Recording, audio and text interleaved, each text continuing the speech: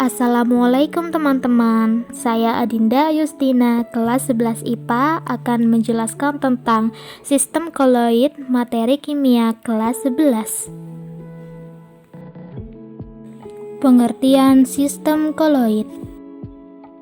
Koloid adalah suatu bentuk campuran yang keadaannya antara larutan dan suspensi. Koloid merupakan sistem heterogen di mana suatu zat didispersikan ke dalam suatu media yang homogen. Ukuran zat yang didispersikan berkisar dari 1 nanometer sampai 1 mikrometer.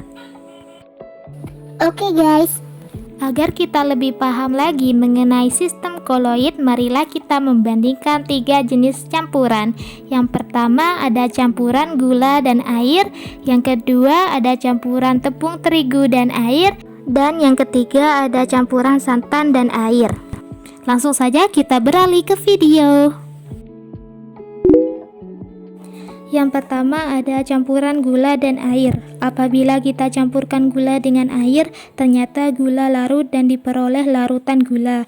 Di dalam larutan, zat terlarut tersebar dalam bentuk partikel yang sangat kecil, sehingga tidak dapat dibedakan lagi dari mediumnya walaupun menggunakan mikroskop ultra. Larutan bersifat kontinu dan merupakan sistem satu fase atau homogen. Ukuran partikel zat terlarut kurang dari 1 nanometer. Larutan bersifat stabil, tidak memisah, dan tidak dapat disaring.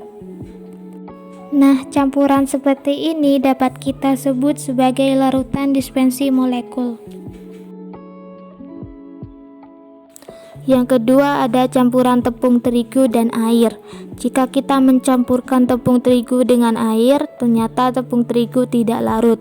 Walaupun campuran ini diaduk lambat laun, tepung terigu akan memisah atau mengalami sedimentasi. Campuran seperti ini kita sebut suspensi.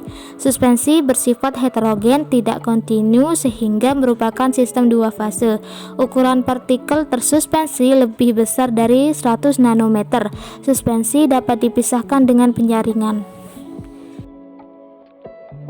Yang ketiga ada campuran santan dan air. Jika kita campurkan santan dengan air, ternyata santan larut, tetapi larutan itu tidak bening melainkan keruh.